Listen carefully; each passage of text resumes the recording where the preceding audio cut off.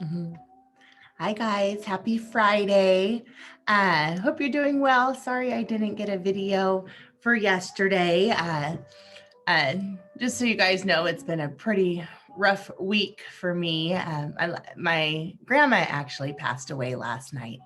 So I've been very thankful that I've been able to be with family this week. And, she was 96 years old and had a wonderful life, but she's my grandma. We adore her. My boys love her, great grandma. So, yeah, it's been pretty tough.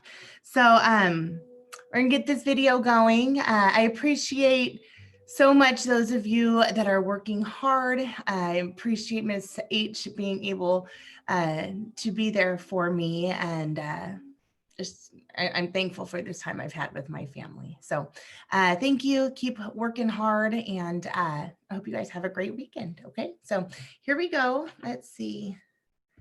Admit here. We are on 5.5. This is all review, so I hope that you're feeling confident doing it, and really just my help with the videos is just to kind of reinforce what you already know. All right, so let's see here. Here we are. So here we are at classwork 8.5. Right here, greatest rate of change. So this is what you did yesterday. So this should be quick and easy. Let me get my annotation here. Uh-oh. Well, that's not good. Here to here. Uh-oh.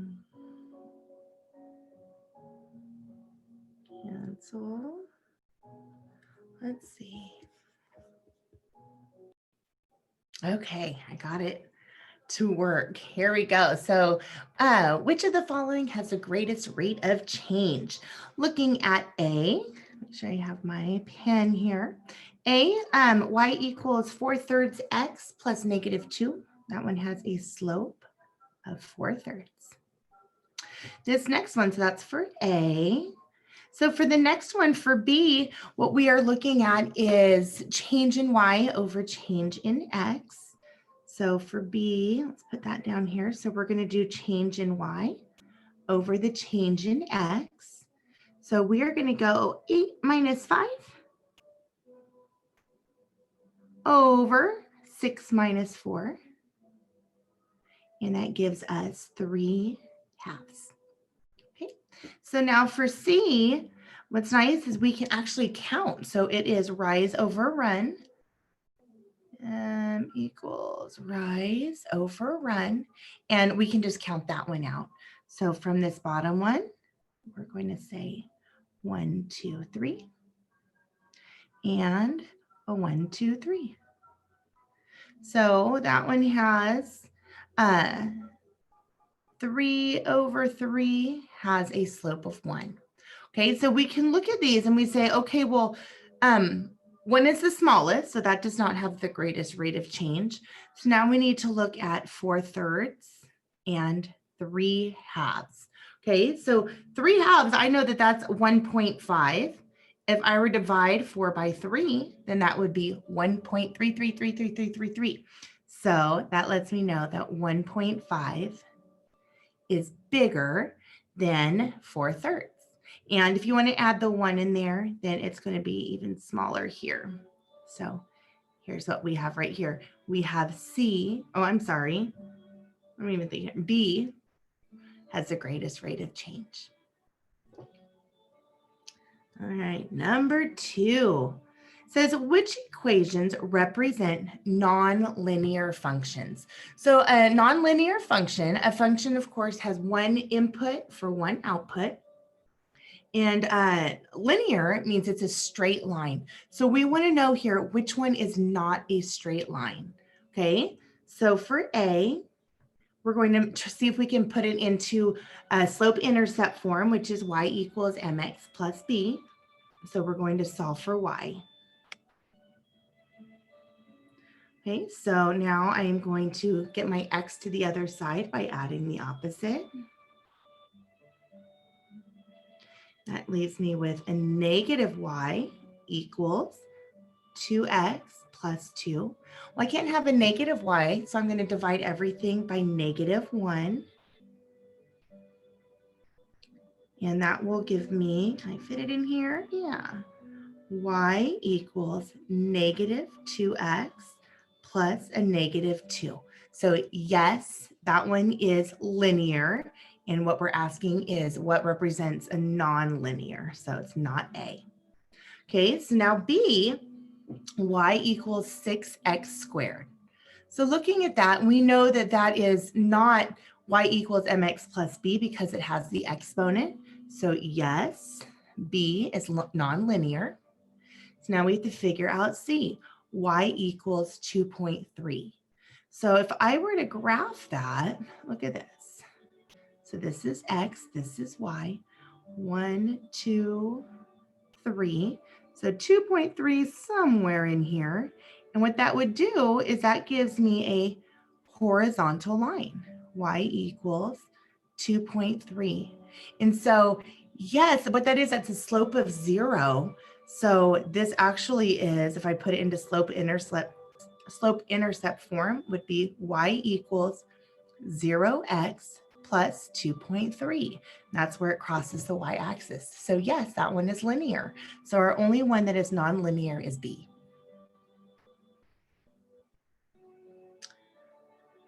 Okay. Oh, and I didn't crop this one. What was I thinking here? Did I not finish? I guess I didn't. Oh, nuts. All right, hold on here. All right, I got to pause the video so I can crop this one. I don't know. All right, hold on here. All right, I got it fixed. Sorry about that. I'm so tired today. We were up late last night. All right. So number 3 says to solve, we have 4 times 2x minus 5 plus 8 equals negative 2 times 6 minus 4x. Okay, so the first thing that we want to do, oops, my annotation, is we are going to add the opposite. All right, make it a little bit bigger here. Here we go. So we're going to make this plus a negative 5 and plus a negative 4x. Okay, so now we can distribute here and here and here and here. So that gives me 8x plus negative 20 plus 8 equals negative 12. Then I have a negative times a negative. So that turns it to a positive, plus 8x. And now I want to combine like terms. So we'll do these two here first. And that gives me 8x plus a negative 20 and a positive 8 gives me negative 12 equals negative 12 plus 8x. All right, do you see what this is going to be? Let's get rid of our 8x by adding the opposite. And that leaves us with 12. Negative 12 equals negative 12, which gives us infinitive solutions. There we go. Okay. All right. And to number 4, the dreaded fractions again. All right, we got this. All right, so we are going to distribute. Distribute gives us 3/5 x. Oh, I didn't add the opposite. Plus a negative. Well, 3 times 15 is 45 over 5. And 2/3 x plus 2 times 6 is 12. And 3 times 1 is 3. Okay, so now I'm going to simplify these. I have 3/5 x plus a negative. 45 divided by 5 is 9 equals 2/3 x plus 4, because 12 divided by 3 is 4. Okay, so now to combine like terms, I need to have a common denominator. Okay, so my denominators are 5 and 3. And I know that they can both go into 15. So let's see if it'll let me. I'm going to multiply each by 1. This one's going to be times 3 over 3, which is 1. And this one will be times 5 over 5. So that gives me 9/15 x plus -9 equals 10/15 x plus 4.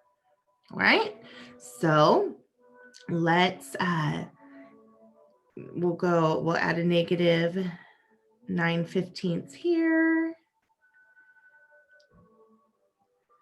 plus -9/15 x here is going to, this will cross out. So now I have -9 equals 1/15 x plus 4. So I'm going to move the 4 to the other side by adding the opposite.